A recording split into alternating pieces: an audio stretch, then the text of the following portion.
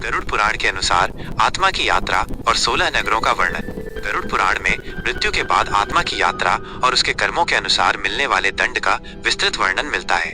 इसमें बताया गया है कि मृत्यु के बाद आत्मा को यमलोक पितृलोक तक पहुंचने के लिए 16 नगरों शहरों से होकर गुजरना पड़ता है।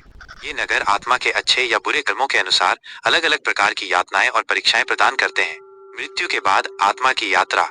मृत्यु के बाद आत्मा कुछ समय तक अपने शरीर के आसपास भटकती है और फिर यमदूत उसे पकड़कर यमलोक की यात्रा पर ले जाते हैं। यह यात्रा 7वीं तिथि सप्तमी से शुरू होकर 17वें दिन सप्तशः तक चलती है। इस दौरान आत्मा को अपने पिछले जन्म के सभी कर्मों का आभास होता है और उसे अपने पाप पुण्य का एहसास होने लगता है। अब आत्मा को 16 नगरों से होकर गुजरना पड़ता है। यम्य नगर। यह पहला नगर है जहाँ आत्मा को यह अनुभव होता है कि वह मृत्यु को प्राप्त हो चुकी है।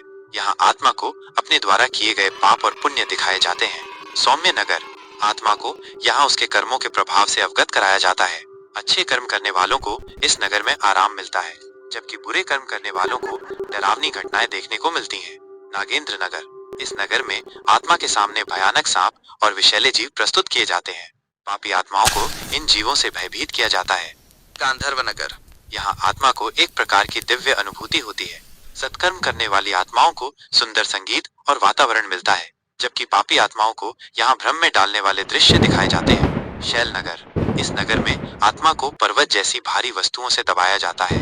जिन लोगों ने दूसरों को जीवन में कष्ट दिया होता है वे यहाँ भारी यातना झेलते हैं। क्रौंच नगर। इस नगर में झूठ बोलने वालों और धोखा देने वालों को उनके कर्मों का दंड दिया जाता है। उन्हें यहाँ भ्रमित करने वाले और डरावने दृश्य दिखाए जाते हैं। क्रूर नगर। यहाँ आत्मा को अत्यधिक गर्मी और जलते हुए स्थानों में रखा जाता है। जो लोग क्रूरता से दूसरों के साथ व्यवहार करते थे वे इस नगर में जलते अंगारों पर चलने को मजबूर होते हैं। विचित्र नगर। इस नगर में आत्मा को भ्रमित करने वाले और असली नकली का भेद मिटाने वाले दृश्य दिखाए जाते हैं। यह उन लोगों को दंड देता है जिन्होंने जीवन में दूसरों को धोखा दिया है। वैश्यस नगर। यहाँ आत्मा को उनके द्वारा किए गए पापों का जीवंत चित्रण दिखाया जाता है। यह नगर पापियों के लिए भयावह अनुभव कराता है। लाला भक्ष नगर। इस नगर में आत्मा को भयंकर भूख और प्यास का सामना करना पड़ता है। जो लोग जीवन में अन्न का अपमान करते थे या दूसरों को भूखा रखते थे उन्हें अत्यंत दुख दिया जाता है। दुखदा नगर। इस नगर में आत्मा को अत्यंत दुख और पीड़ा दी जाती है। इस नगर का उद्देश्य आत्मा को उसके पापों का एहसास कराना होता है। नाना क्रंद नगर। इस नगर में आत्मा को अन्य पीड़ित आत्माओं की चीखें और रोने की आवाजें सुनाई देती हैं। ये नगर मानसिक यातना देने वाला होता है। सूत्र नगर। इस नगर में आत्मा को एक अत्यधिक संकरी और कठिन राह से गुजरना पड़ता है।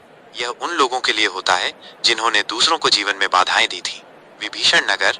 यहाँ पर आत्मा को यमदूतों के द्वारा भयंकर यातनाएं दी जाती हैं।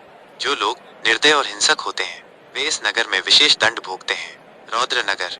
इस नगर में आत्मा को उसके द्वारा किए गए पापों के सबसे घिनौने रूप दिखाए जाते हैं। आत्मा को यह अनुभव कराया जाता है कि उसके कर्मों का क्या परिणाम हुआ। पयोधी नगर।